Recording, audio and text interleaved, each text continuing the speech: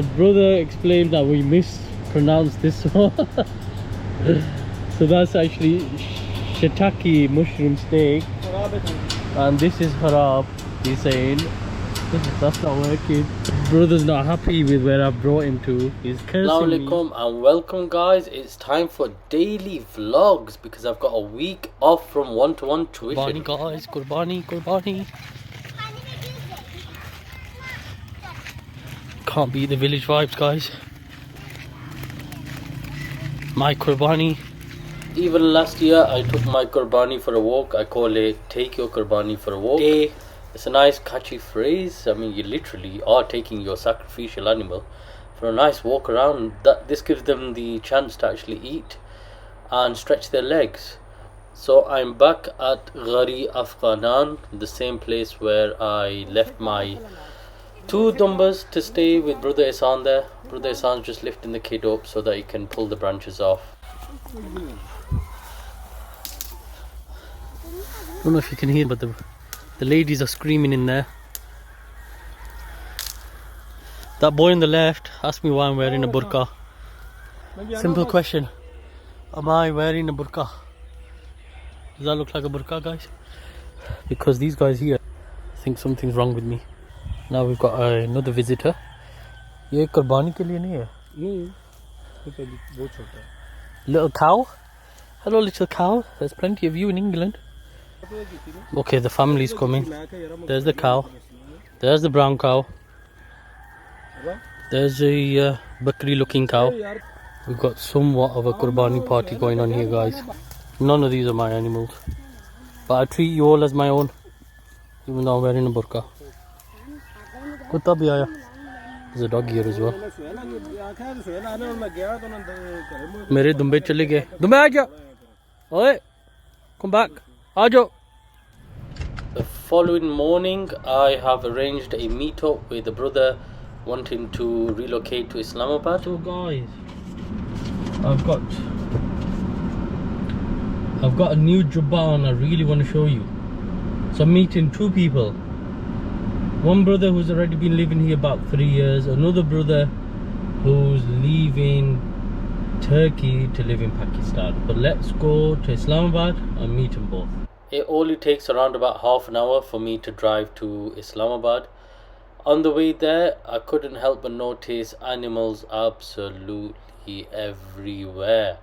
Now they try to organize them, so the buffaloes be in one section, the sheep in another section, camels somewhere else, and then you randomly see at the back of vehicles, pickup type load vehicles, people's animals. So there's one camel there, and then this is quite a few cows there ready to be sold, and then we got all the buffaloes next to them, and we kept seeing this all the way into Islamabad.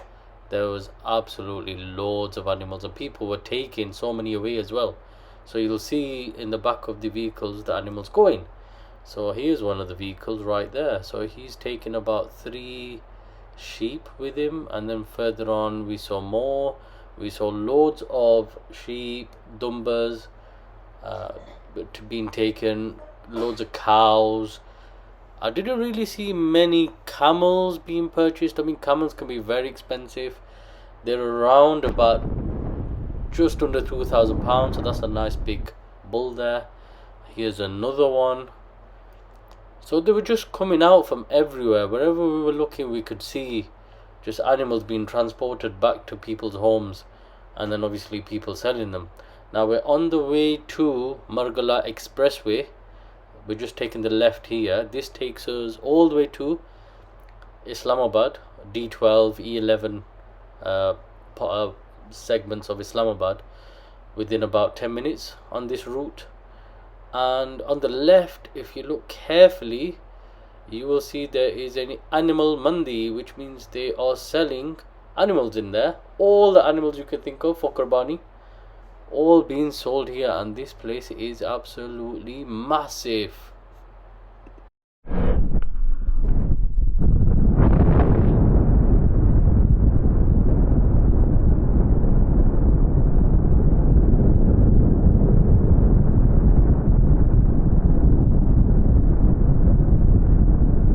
Welcome to We Play here in E11. Just ringing the brother now. Got here, alhamdulillah, half an hour away from where I live. And I don't know if I'm the first one here after the 3 people that I'm meeting, but Myra's gone inside. Hello? Walaikum salam, I'm here, where are you? Oh, late as usual. Bless him, brother's getting a bit late. He sounded a bit stressed out that he's a bit late, bless his cotton socks. So what I'm thinking of doing is just going to the other brother in D12, pick him up, come back. By then our Turkish brother will be here, inshallah. It's absolutely roasting at 43 degrees. Wow, hot. Welcome to D12. Some beautiful houses here, guys. I know I received a comment saying if you've got £600,000, where would you buy your house? What car would you buy? Well, I'm going to be honest with you, D12 has character to it. It's right next to the Margala Hills. Even if they develop this whole area and make another massive estate, you're right next to the mountain. It's still gonna have that beautiful scenery, that beautiful it depends if you like hills or not. I like these type of hills where it's just going straight down. And beautiful houses here.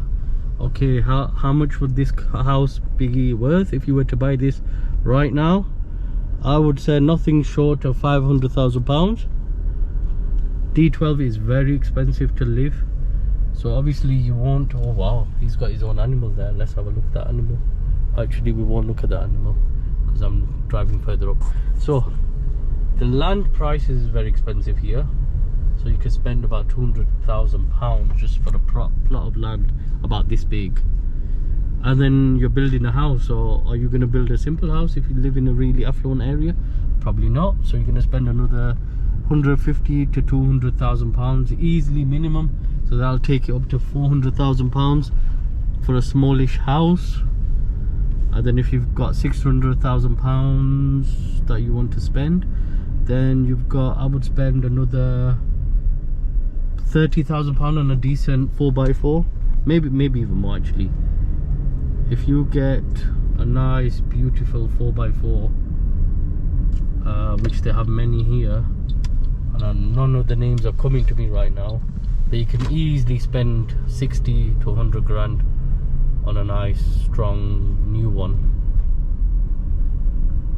So yeah, this is CDA, which means it is part of the Islamabad authority.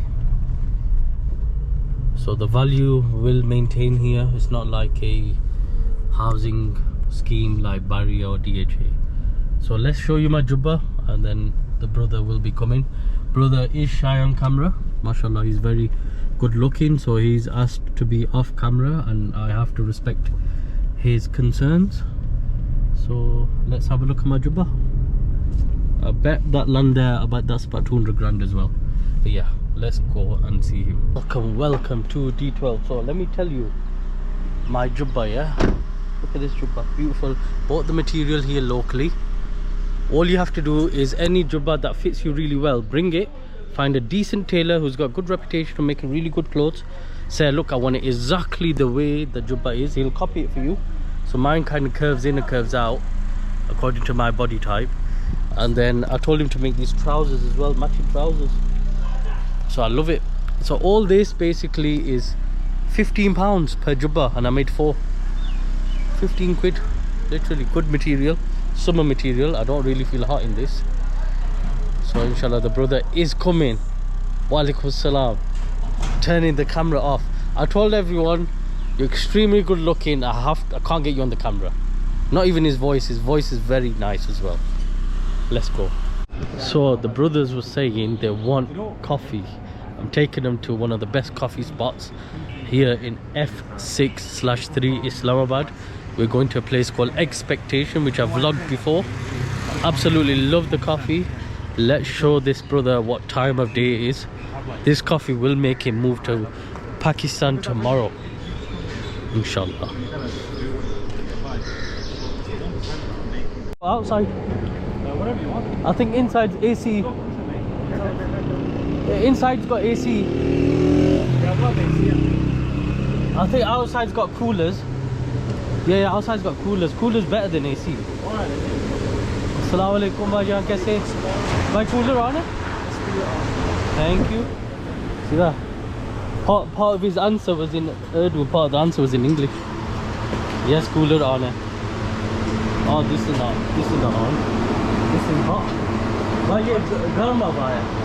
Coolers are normally better than that. Yeah, I think It's hot, innit? it's not like that's Yeah. He goes inside busy, full and happy.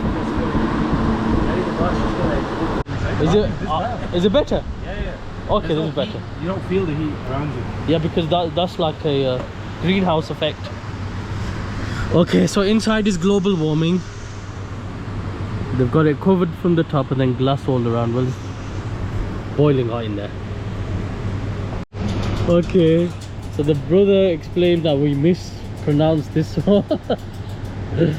So that's actually shiitake mushroom steak, and this is harab. He's saying that's not working. Brother's not happy with where I brought him to. He's cursing me. Crispy prawns. You want crispy prawns? The steak looks good, you know. Salalatitude. Oh, that's nice. Drink it. We're still trying to get a place upstairs. Same here, yeah. There's too many people up there. Let us in. So, That's nice, bro. what are the benefits of Hijrah to Istanbul? Okay. In a nutshell. In a nutshell, so Istanbul as a city is like it's an amazing city. When you live there, it's a privilege to see all the history, all the modernity sort of side by side. In terms of moving from the west, it's not a huge jump at all. Like in terms of facilities, like, you know, you've got the malls, you've got the roads, everything's sort of first world in terms of facilities. Generally speaking, like obviously having the masjids there, you have got a lot of like learned people there. Like, you know, there's a lot of Syrian scholars who have moved there, like to Fatih, to the European side, and there are things, you know, in terms of seeking knowledge, there is opportunities there, but cost of living is becoming an issue now.